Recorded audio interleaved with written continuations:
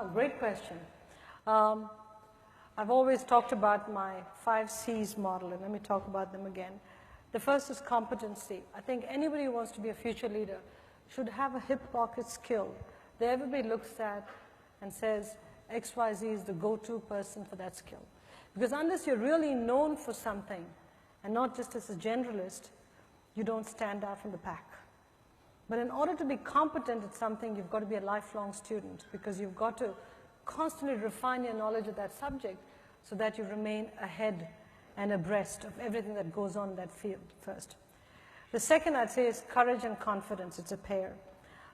You can be very, very competent, but if you're not willing to speak out, if you're not willing to have the confidence based on your knowledge, what's the point, right? You just roll over. So courage and confidence are very important. The third is communication skills.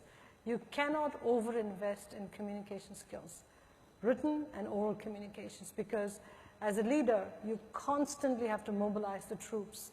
I can tell you when I first came to the United States, I used to debate and I used to be on debating teams, but I used to speak so fast because culturally I grew up in an environment where people spoke very fast.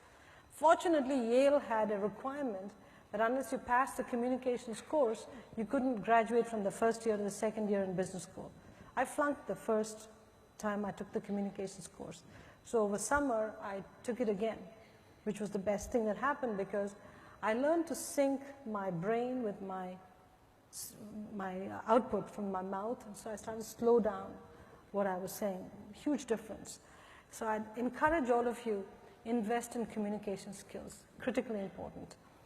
The fourth skill I'd say is consistency. It's important that leaders are consistent. You can change your mind, but change your mind against a consistent framework, because if you're not consistent, people are always second guessing what you're doing. So be consistent. And the last skill is your compass. Integrity is critical in this job. You can be competent, you can be courageous, have confidence, be a great communicator, be consistent. But if you don't have integrity, if that compass doesn't point true north, everything comes crashing down, as we've seen in recent times. So again, it's the 5C model, and that's what I've operated against for all my life.